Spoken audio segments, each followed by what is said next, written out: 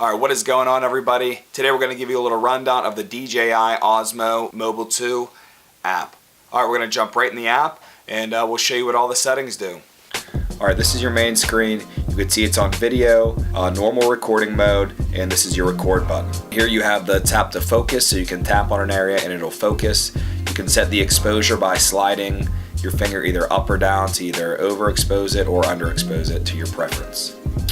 You can also lock the focus and exposure by holding your finger down on this button. Here's your slow motion mode.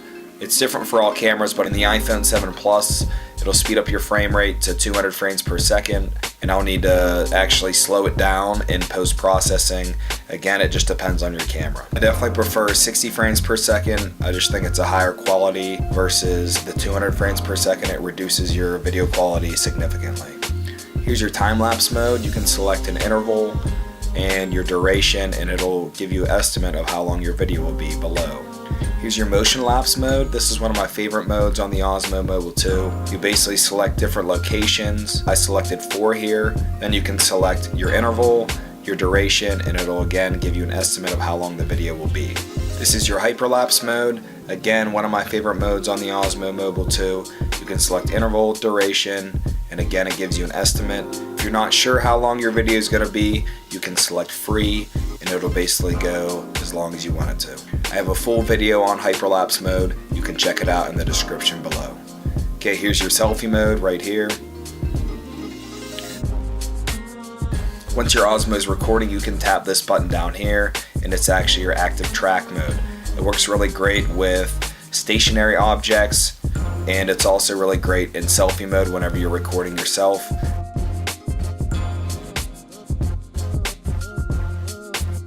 It's kind of tough on animals. As you can see, it kind of loses the tracking a little bit here and there, but overall it's a really good mode and you can get some pretty good cinematic shots with it. This will take you to your library. You can see both photos and videos, just photos or just videos. On the iPhone, this is where you can save your videos or photos to your camera roll and export them to your computer. Okay, this button up here will take you home. This is where you can get into some of the manual settings. You can adjust your video resolution, beautify effects. This will either brighten or darken your footage. I really don't recommend it. I prefer to do my color grading in post-processing, but that's up to you. This is going to give you some manual adjustments. You can change your ISO, shutter speed, and white balance. It gives you a little bit more control over your footage. Here's your white balance adjustment. You can see the options here.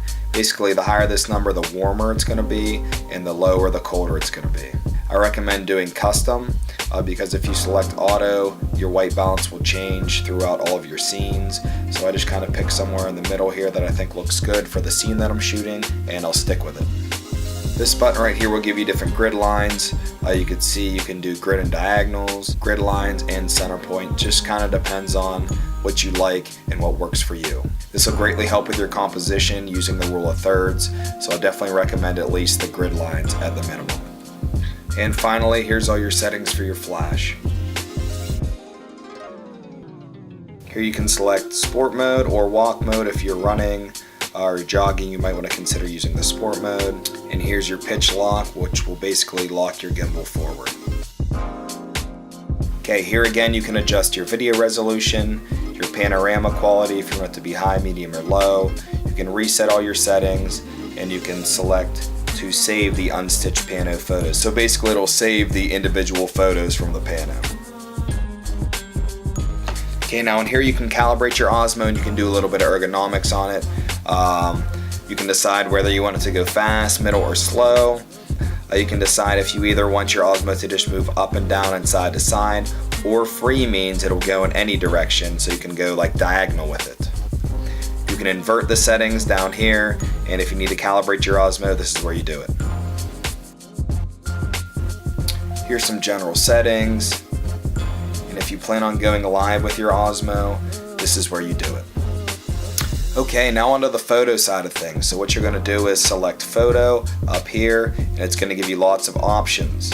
Okay, you can take a single photo, a pano, or a long exposure. Each of these is going to be a self timer, so let's say you need to run out and take a picture of yourself.